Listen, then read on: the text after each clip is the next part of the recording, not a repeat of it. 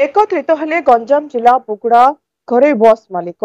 2016 मसीहा ठारू गठित श्री बलदेव स्वामी घरोई बस मालिक संघर है साधारण निर्वाचन। बुगुड़ा बसस्टाण्ड पाख कार्यालय संघर बहु सदस्यों उपस्थिति निर्वाचन अनुष्ठित होता बेले अंचल वरिष्ठ आईनजीवी हरप्रसाद दास सभापति निर्वाचित होता बेले कार्यकारी सभापति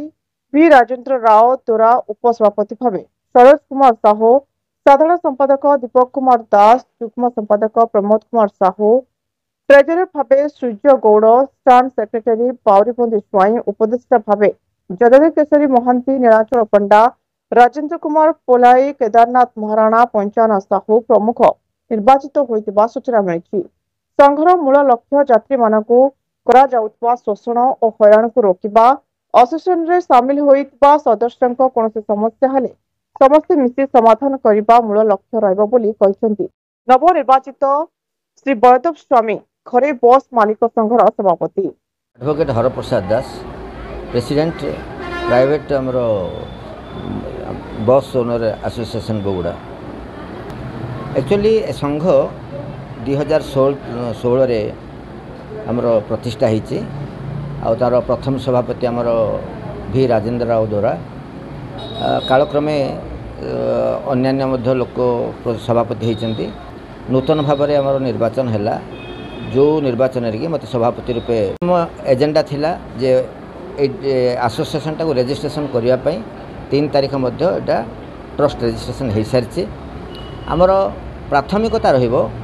पैसेंजर माने जो हैरान होउचंती से कौन परिस्थिति रे हैरान करा जिवो नाही। पुनश्च जदि आम एसोसिएशन रो कौन कर्मकर्ता तथा सभ्य मानकर किसी असुविधा हुए ताहले आमे समष्टिगत भाव लड़ाई करूँ एवं से समस्यार समाधान करने आम पारु पर्यंत चेष्टा करूँ। प्रायतः अधिकांश बस ओनर्स यही संघ सपक्ष अच्छा आ श्रृंखलित भाव में संघ चलियो बोली आमर आशा। अवश्य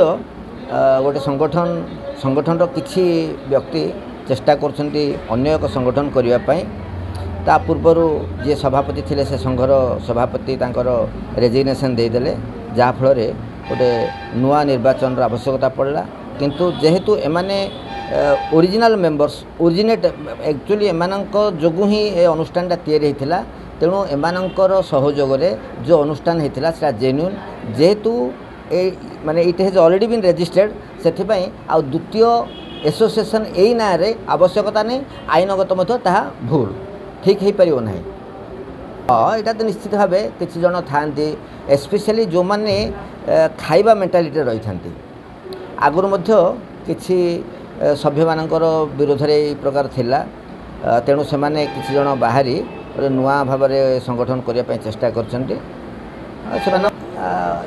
मु कहीं आशा कर। गंजामरू भगवान पाड़ी रिपोर्ट ज्योतिप्रभा न्यूज।